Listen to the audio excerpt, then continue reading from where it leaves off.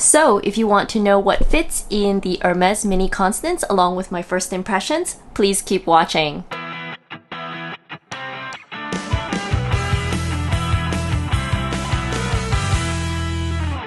Hi there, welcome to my channel. My name's Clara Z and I do videos on luxury handbags and fashion items. So as you can see from today's thumbnail, I'm going to show you what fits in my new Hermes Mini Constance. I'm also going to compare it to how much fits compared to the Hermes Mini Lindy because one of my subbies would like to know. Also, I'm going to talk about my first impressions on this bag.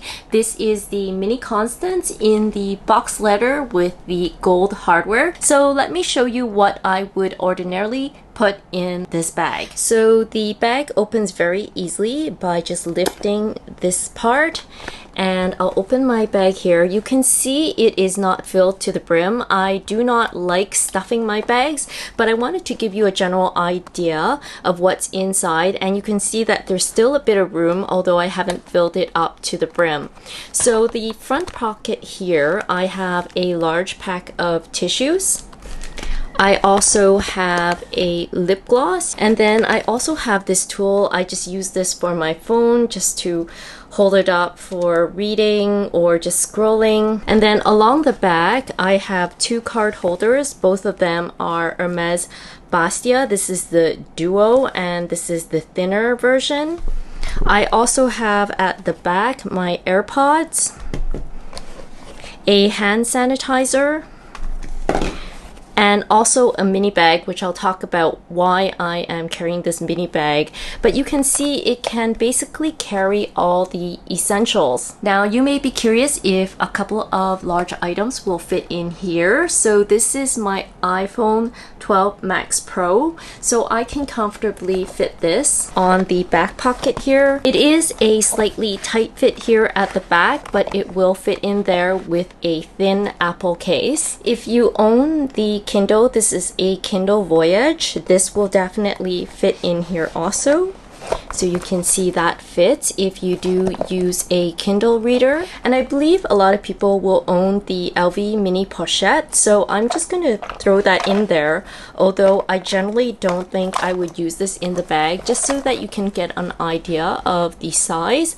So that does fit in there. And also I have the Chanel O case or the mini pouch. And definitely that also fits there inside. So as you can see, this can actually carry quite a bit. Although it is a mini bag, it should really carry your essentials and a little bit more. So if you're concerned about capacity, I actually think this bag does carry quite a bit. So one of my lovely subbies, and you know who you are, wanted to know what would be the capacity of this bag compared to the Mini Constance. So I'm going to fill up all the items from the Mini Constance and show you what things in addition you can add to this bag, just to show you how much this Mini Lindy can actually carry. So I'm going to put in the two card holders and then also the tissue pack.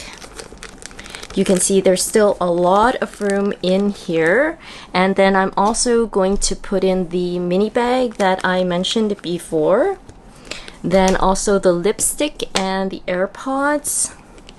So those will fit in no problem, along with the hand sanitizer and my little tool for placing on tables if I want to read or scroll through websites. So as you can see, there is still a whole lot of room. And how much more room, you ask? I basically can add two more SLGs in here. So here I have the, I believe this is the LV Rosalie coin purse, and then a lot of you will also have this Chanel zip around coin purse. So I can comfortably also put this inside. So let me just put that in there. So as you can see, this is actually filled to the brim. I would never probably fill this up that much, but just to show you that actually the Mini Lindy can carry more than the Mini Constance by an additional 2 SLGs. So this one definitely has a lot more capacity over the Mini Constance. So next I wanted to give you a couple of my first impressions of this bag. So I was quite surprised at how practical this bag was, mainly because there are many ways to carry this. So you can carry this as a shoulder bag. You can also double it up like this. And of course, you can also wear this crossbody. Now, I have seen people mention that you can actually put these inside the bag and carry it as a clutch. I haven't tried that yet. However, I have heard of people being able to do that, although I think it would be a little messy to put it inside the bag. And finally, if you put a Twilly here through the top of the bag, you can hold this as a top handle bag or on the crook of your arm like this. I really love putting this Twilly here because sometimes I just don't want to grab the bag, and also there are some places whereby I may want to carry the bag quite close to me like this through my arms, so that is really comfortable. Of course, I can also carry it very close to me as a crossbody, and because the bag is not too wide, it lies pretty flat against my body. So if you're traveling or something like that, it will lay quite close to your body. And in fact, I really like this top handle so much, I bought a new Twilly to put on top of it to make another top handle. So small unboxing here, I will show you the Twilly I got. So this is a Twilly from Dior. As you can see, here's the back and here is the front. And because the Twillys on the Dior are slightly longer than the Hermes Twillys, I can make a beautiful bow at the end, and I really like that it's dual toned, so I think it will look really nice with a small bow at the end of the strap. And if you're interested to know how I made this Twilly top handle, let me know and I will try to make a video of that. So when I got this bag, I was a bit concerned that the clasp would be hard to open and close. But I can tell you that actually I'm able to open this with one hand and also close it with one hand, which makes it very convenient. So basically, you just kind of have to open it like this. And when you need to close it, you just click it like so. And it's very secure, so that doesn't really easily open. So it's quite secure and you don't have to worry about the flap coming off by itself. Another concern I had was about getting scratches on the edge. And so I actually did some research and I tried to buy and put some stickers on the top of this edge. Well, it was an absolute failure, and I will try to put some video or pictures here. As you can see, it was quite difficult to put the stickers on. I don't know if you've ever done them for your phone, but you need to do it so perfectly that there are no bubbles inside. You risk getting oxidization on your hardware if there is air trapped inside your stickers.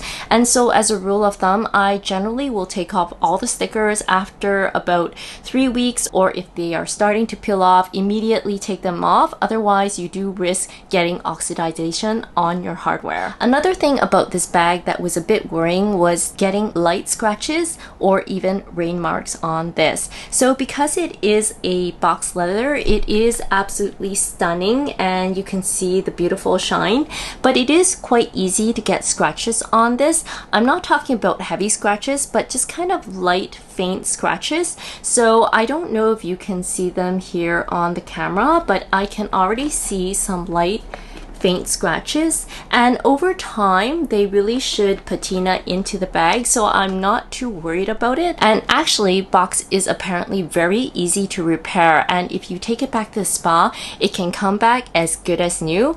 I really love this leather, and it is a very special and vintage leather from Hermes. Out of all my bags, this one is probably one of my favorites, only because of the beautiful box leather. The only thing you have to be aware of is that box leather can blister if it's in the rain or gets wet. So I haven't experienced it on this bag. However, I have seen pictures of people who have used this in the rain, and you could see that there are water stains or even blisters on the bag.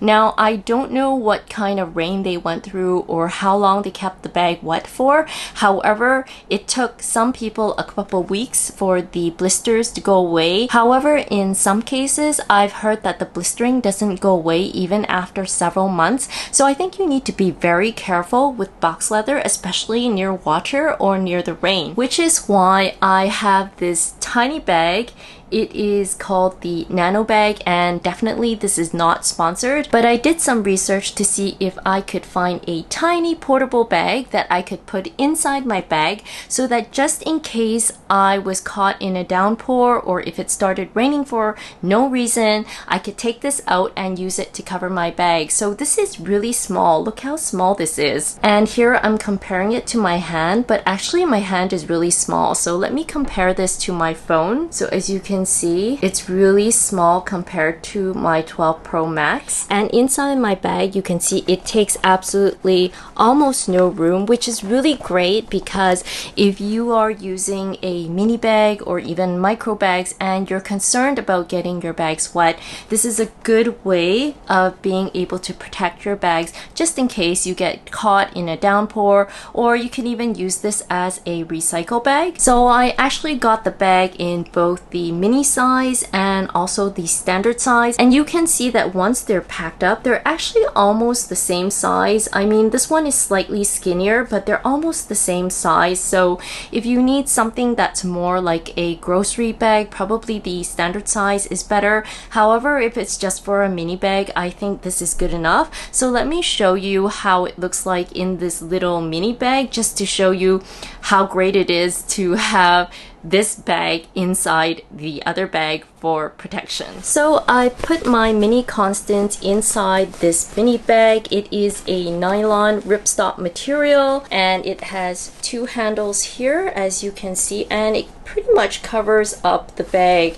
So you can see here's the shape of my mini Constance, and this goes up to here, and the handles are quite wide, so if I wanted to, I could put this over my shoulder, or if I was really concerned, I could even tie this up and knot it like this, just to make sure that the water doesn't seep inside for any reason. So that is really handy, especially for the box leather, or if you have leathers that are really sensitive to rain. I did try running this bag under the tap and the water basically just kind of glides off. So I don't think this bag is waterproof. However, I think it is kind of water resistant.